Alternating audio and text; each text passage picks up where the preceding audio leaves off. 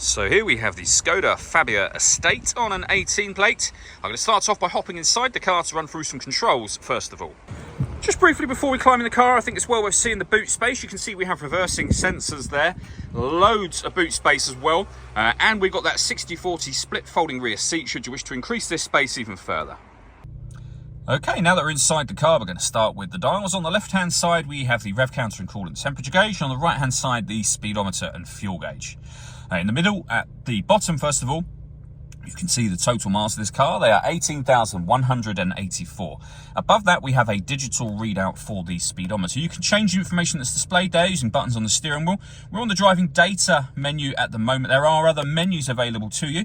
So the driving data one, vehicle, telephone, your audio, assist, systems, and back around to driving data again. And to make those adjustments, use the buttons over this side. We have phone controls. Phone controls continue on the left-hand side along with stereo controls. You'll only be able to use the phone controls after you paired the phone to the vehicle, which is done over on the touchscreen just here. So you can hit the phone button and then it all becomes touchscreen. We're not going to pair a phone at this moment in time. So when it comes to the radio, firstly, you can see we have DAB, FM and AM radio. If you want to listen to your own music, press the media button. And again, we have a number of ways we can listen to our own music, and they include Bluetooth audio. So once you've paired your phone, you'll be able to make and receive phone calls.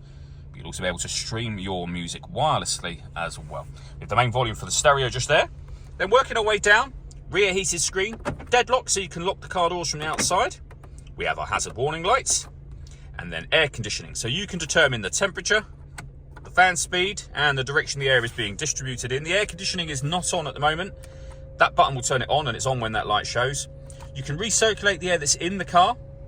That's a great way of heating it up or cooling it down quickly, depending on the temperature you set here, and they turn off just as easily as you turn them on.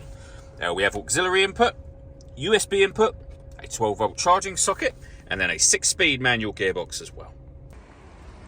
All that leaves me to say is thank you for taking the time to watch this video. If you'd like to come and see the car for yourself and have a test drive, please feel free to call either of our MJA sites. We'd love to hear from you soon.